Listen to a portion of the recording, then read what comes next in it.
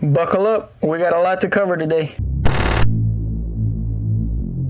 By the end of this video, I want this thing basically running, so I'm not gonna do too much talking, not too much of an intro today. Let's get straight into it. We're gonna put the servo in first. Stop me if you've seen this before. I basically went ahead and designed and 3D printed a servo mount to fit up front between the shock tower, just like I just recently put on my DR10M.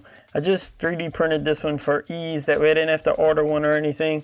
It's gonna mount up the exact same way. The only difference is I put some posts on this one that the servo will screw straight to. For the servo, I've been seeing a whole lot of this Injora company. I found this servo on Amazon. It was quick to come in and wasn't too expensive. It seems like it's got a good bit of torque. I will likely waterproof it later on, but just for now, for testing purposes and to get this thing running, I'm gonna get it installed. We'll get a servo horn put on there and the steering shored up, and we'll move on to an ESC mount.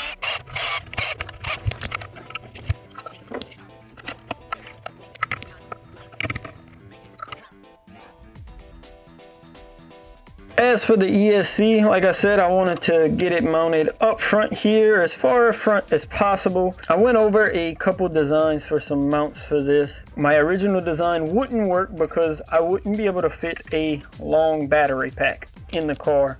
So I had to do some tweaking. I came up with these mounts that will screw into the original holes that hold these two plastic pieces of the chassis together. And then there's a plate that goes on top. Let me just get it installed and then we can talk about it.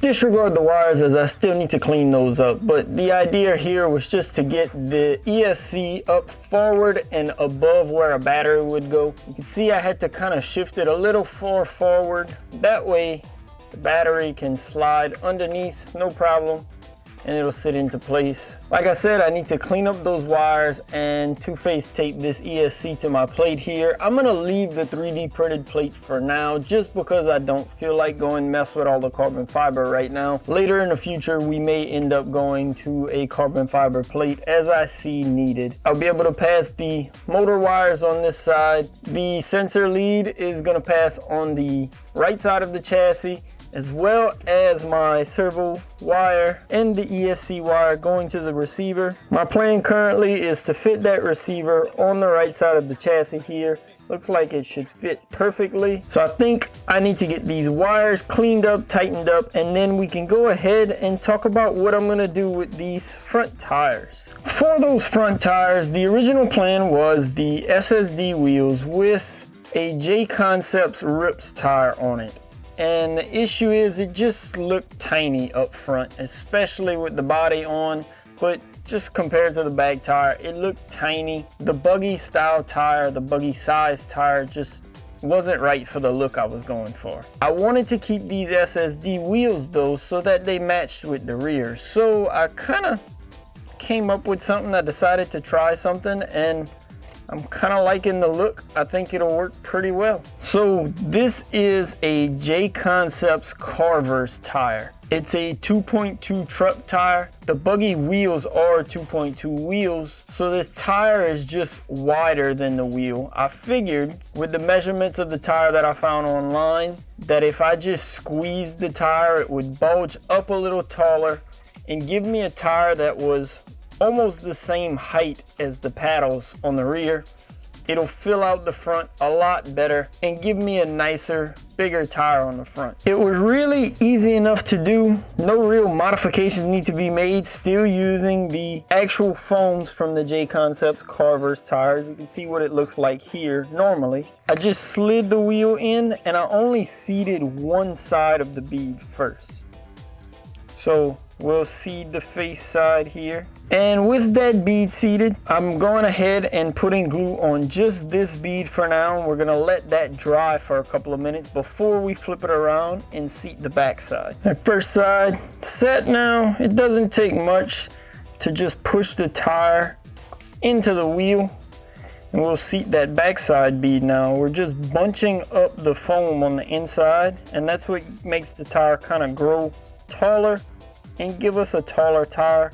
Just want to kind of even it out. You want to make sure the foam's even on both sides and not to one side or the other. That looks pretty good, so I'm gonna go ahead and run another bead of glue along the inside of this bead, and we'll be good to go. We can throw them back on the truck. That looks a million times better already. Only thing now is, how is that body gonna look? Those tires definitely fill up the fenders more.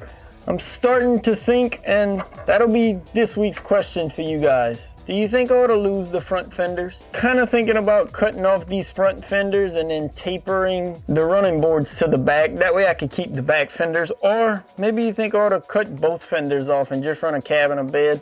Let me know down in the comments below what we should do. In theory though, today we do have a fully powered truck now. The ESC's in, all of the electronics are in. I just need to wire up a connector onto the ESC, and then we'll be able to go ahead and try this thing out. The next video will be body painting. I need to come up with a design, a theme, what I'm gonna do with that. And once that body's painted, then we're gonna get out in the dirt, in the mud, sand, whatever I could find, and see how fun this thing's gonna be to drive. Believe me, I've been reading all of your comments. I know the longer wheelbase would have been better performance-wise, but for the look I'm going for and the fun factor of it, I think this is going to be awesome. Yes, I'm going to lose a little performance. It's going to be hard to keep those front wheels on the ground without the longer wheelbase, without a wheelie bar. But considering I'm not going to be racing anyone, this will mainly be for fun. See what kind of times I could run, maybe that kind of stuff. I think it's going to be a whole lot more fun to have something that's difficult to drive, actually. I think it'll be a handful.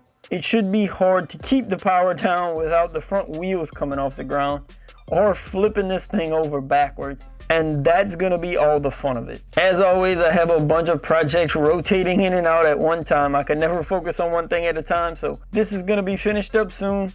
Make sure to subscribe so you can see this thing finished and running in the field. Leave a like if you enjoyed the video. I thank you guys for all the support on all of my builds. As always, thanks again for watching. Peace.